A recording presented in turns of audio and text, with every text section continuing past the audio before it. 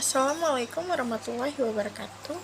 Halo semua, perkenalkan nama saya Angelita Sevianti dari Universitas Malahati Bandar Lampung dengan Fakultas Ilmu Kesehatan Prodi S1 Psikologi. Di video ini saya akan membahas tentang perkembangan anak dengan berkebutuhan khusus meliputi jenis-jenis dan faktor penyebabnya. Sebelumnya kita harus mengetahui terlebih dahulu apa itu anak dengan berkebutuhan khusus. Anak dengan berkebutuhan khusus merupakan anak yang keterlambatan dalam perkembangan, memiliki kondisi medis kejiwaan serta kondisi bawaan tertentu. Mereka membutuhkan perhatian khusus agar dapat mencapai potensinya.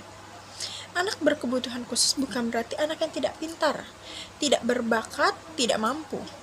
Hanya saja mereka memiliki tantangan khusus yang tidak dihadapi oleh kebanyakan anak-anak normal pada seusianya.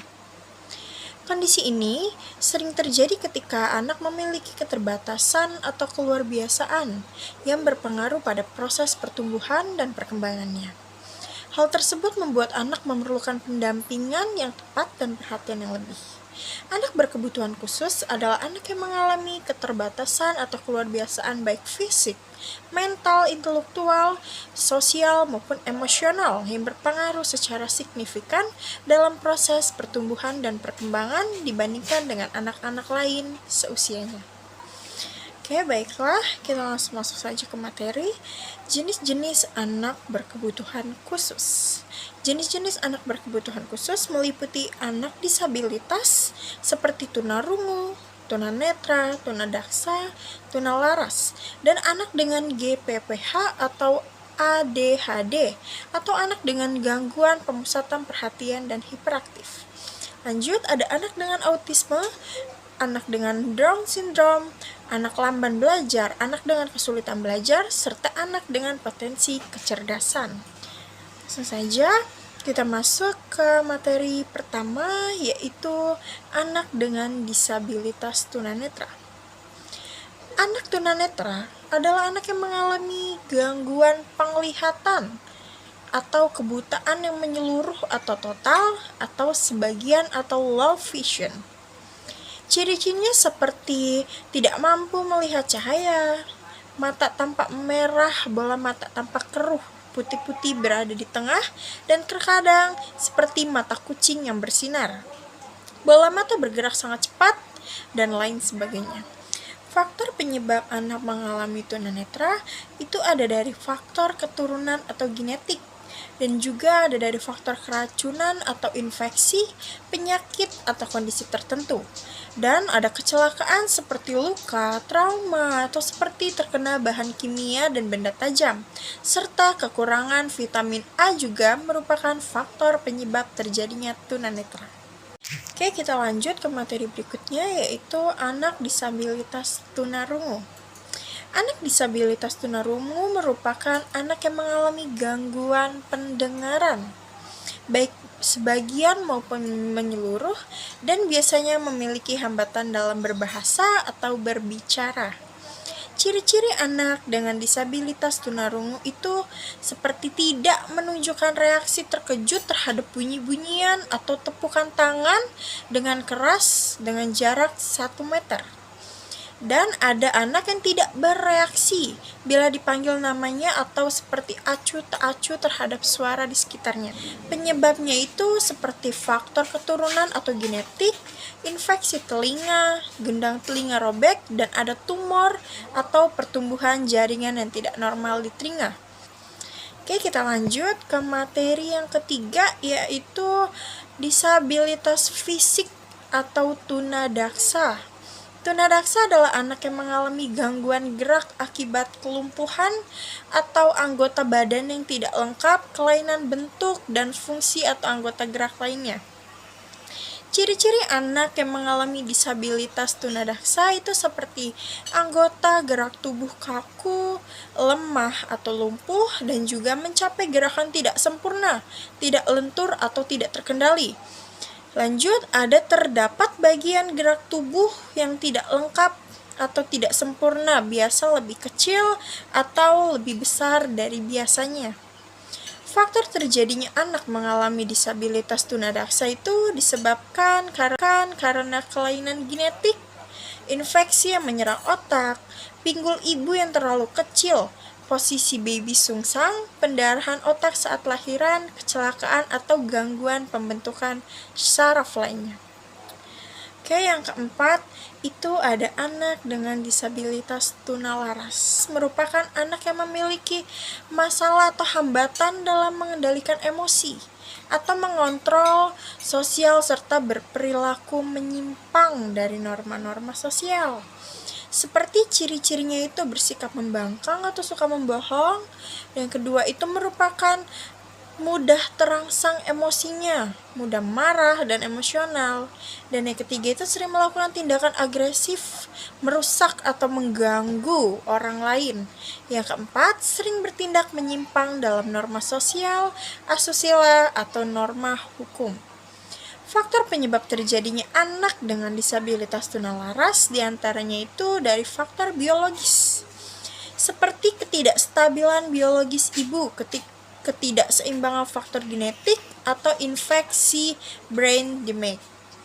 Dan yang kedua itu ada dari faktor lingkungan, seperti keluarga yang tidak harmonis, keluarga yang kurang kasih sayang orang tua, konflik budaya, bahkan pengaruh negatif dari geng atau teman, serta penyalahgunaan obat-obatan juga merupakan faktor dari anak yang mengalami disabilitas tunalaras. Materi yang kelima ini ada anak dengan GPPH atau ADHD. Ini adalah anak dengan gangguan pemusatan perhatian dan hiperaktif. Anak dengan GPPH atau ADHD adalah anak yang mengalami gangguan perkembangan yang ditandai dengan persekumpulan masalah berupa gangguan pengendalian diri, sulit fokus, atau memperhatikan masalah rentan atensi atau perhatian hiperaktivitas. Ciri-ciri anak dengan GPPH atau ADHD ini seperti kesulitan memusatkan perhatian, seperti tidak mau mendengar, sering menghilangkan benda-benda, tidak dapat berkonsentrasi, perhatiannya mudah terganggu, suka melamun, pendiam, harus diingatkan atau diarahkan terus-menerus secara berulang-ulang, atau kesulitan menahan keinginannya sendiri. Ini bisa disebabkan karena lebih sering terjadi di anak laki-laki daripada perempuan. Anak ADHD mulai menunjukkan gejala sebelum berusia 7 tahun, yang biasa disebabkan dari keturunan yang memiliki seseorang yang didiagnosa dengan ADHD. Hal ini menunjukkan adanya faktor genetik atau lingkungan atau obesitas pada ibu sebelum kehamilan, tekanan darah ibu yang tinggi, diabetes selama kehamilan, merokok, menggunakan narkoba, dan mengkonsumsi alkohol selama kehamilan itu juga merupakan penyebab anak terjadinya GPPH atau ADHD. Oke, kita lanjut ke materi yang ke-6, itu ada anak dengan autisme. Anak dengan autisme adalah anak dengan gangguan spektrum autisme atau gangguan spektrum autisme adalah anak yang mengalami gangguan dalam 3 area dengan tingkatan yang berbeda-beda, yaitu kemampuan komunikasi, interaksi sosial, serta pola-pola perilaku yang berulang atau stereotipi. Adapun ciri-cirinya itu mulai bisa kita ketahui sejak bayi. Seperti usia 0-2 tahun, anak jarang menangis atau sering menangis tanpa sebab, sulit bila digendong karena gerakan tangan dan kaki yang berlebihan, tidak ditemukan senyum sosial atau respon senyum kepada orang lain. Terus, usia 2-3 tahun, anak tidak tertarik bersosialisasi dengan orang lain, melihat orang lain sebagai benda, kontak mata terbatas, tertarik pada benda tertentu, tidak menyukai sentuhan atau pelukan. Bila marah, rutinitas yang biasa dilakukan diubah menyakiti diri sendiri dan agresif. Merasa tidak nyaman dalam keramaian, misalnya seperti pesta ulang tahun, pernikahan, atau lainnya. Dan juga dia biasanya lebih nyaman dengan dirinya sendiri atau dengan dunianya sendiri. Faktor penyebab terjadinya anak menderita autisme itu seperti faktor genetik atau faktor keturunan.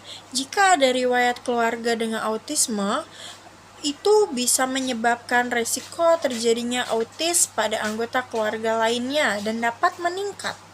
Dan yang kedua itu ada faktor lingkungan. Paparan lingkungan tertentu selama masa perkembangan prenatal atau awal-awal anak-anak dapat mempengaruhi risiko autisme. Beberapa faktor lingkungan dapat meningkatkan risiko autisme, antara lain seperti komplikasi semasa hamilan, terus juga seperti efek samping terhadap minuman alkohol atau obat-obatan, populasi udara, serta paparan pestisida. Materi berikutnya itu ada anak dengan penderita Down syndrome. Mungkin kita sering mendengar ya kata Down syndrome atau anak penderita Down syndrome.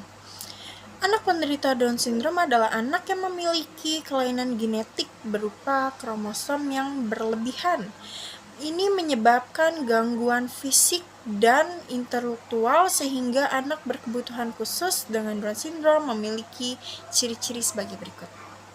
Seperti bentuk wajah khas seperti dahi atau hidung datar, telinga kecil, lidah yang besar menonjol keluar, leher yang pendek, tangan yang gemuk dan pendek, kaki agak pendek dan otot melemah. Selain itu juga ada ciri-ciri seperti memiliki gangguan belajar dan berkomunikasi kesulitan atau kesulitan berkomunikasi. Anak dengan Down syndrome itu memiliki faktor atau penyebabnya itu seperti ibu hamil yang berusia di atas 35 tahun, seperti juga ada dari faktor genetik atau keturunan yang memiliki penderita Down syndrome, dan juga ada faktor dari kekurangan nutrisi selama kehamilan seperti asam folat, zat besi, protein, vitamin D, dan omega 3. Oke, kita lanjut pada materi berikutnya, yaitu anak lamban belajar. Anak lamban belajar atau slow learning adalah anak yang memiliki potensi intelektual sedikit di bawah rata-rata, tetapi belum termasuk gangguan mental. Mereka butuh waktu lama dan berulang-ulang untuk dapat menyelesaikan tugas-tugas akademik maupun non-akademik. Ciri-ciri atau tanda-tanda anak lamban belajar itu seperti fungsi pada kemampuan di bawah rata-rata kelas. Yang kedua itu ada rata-rata prestasi belajar selalu rendah. Yang ketiga dalam menyelesaikan tugas-tugas akademik sering terlambat dibanding dengan teman-teman seusianya. Yang keempat itu ada daya tangkap terhadap pelajaran sangat lambat. Yang kelima butuh waktu lama dan berulang-ulang untuk menyelesaikan tugas akademik ataupun non-akademik. Dan yang terakhir itu ada lebih suka berteman dengan anak-anak yang berusia signifikan di bawahnya. Anak lamban belajar atau slow learning dapat disebabkan oleh beberapa faktor diantaranya. Yang pertama itu faktor genetik atau faktor keturunan. Nah, yang kedua itu faktor prenatal, yaitu sebelum kelahiran.